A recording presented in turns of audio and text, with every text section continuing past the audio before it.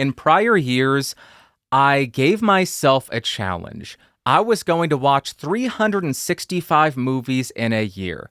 That was miserable. I hated it. I swore I would never do it again. And I still haven't. I, di- I didn't watch that many movies this year. So instead, I was thinking, how do I want to discuss movies? I got COVID this year. That was the first time that I was sick in years. It was the first time that I took a sick day from work. And when I took the sick day, I was napping on my couch with a fever of 103 degrees, drinking chicken noodle soup while eating water. Because that's how it works when you have a 103-degree fever. Nothing makes sense anymore. So I wanted to do my perfect homesick movie day. This is what I would do. This is what I did. We're starting off with Ferris Bueller's Day Off for obvious reasons. You all know the story. Ferris Bueller tricks his parents into thinking that he's sick, so he plays hooky, then he goes out, he goes to a baseball game, he drives his friend's Ferrari, I think it is. They sing in a parade, they get into all the trouble, and it is awesome. It is a perfect way to start a sick movie day, even if you are actually sick. You can commemorate, you can relate to Cameron. I know that word. I know the word relate. You can relate to Cameron because that is what I was doing. I'm dying, Ferris. That is how I felt. Number 2 is A Never-Ending Story, another 1980s classic. This is a story where a kid loses his mom, he gets reclusive, and he dives into the world of books. And his dad says, hey, you got to stop reading so many books. Stop it. You need to be a normal boy. Go out and play games. He doesn't listen. Who does? No, Dad, I'm going to read this book. And he hides from some bullies in a bookstore and finds a book called A Never-Ending Story. And the bookkeeper says, no, you can't read this. So he steals it. This guy's a little punk.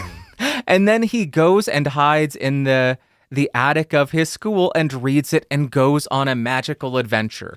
It is so whimsical and magical. I know I just said it's a magical story that he goes into, but it's a very magical film. And if you're looking for that nostalgia and escapism, or if you want the visuals on the screen to kind of mimic the fever dream that you're drifting in and out of, this is a great option. That's probably my favorite movie that I watched this year.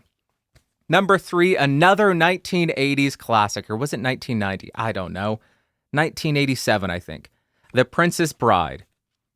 Again, obvious reason. It starts, a kid is homesick, his grandpa comes over, reads him a book called The Princess Bride.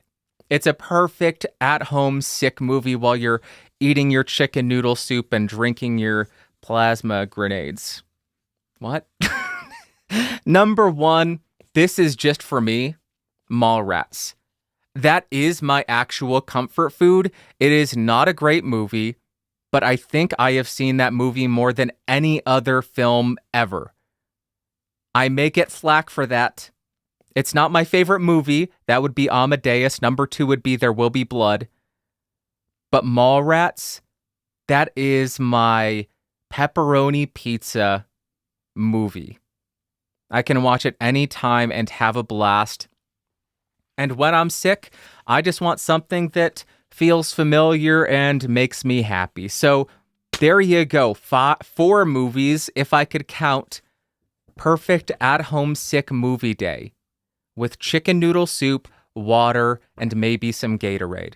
Let me know in the comments, if you're watching on YouTube, what is your perfect at-home sick, stay home, not play hooky, actual sick movie day, movie marathon, and what snacks are you eating while you're sick? I had to order chicken noodle soup off Amazon. I couldn't walk.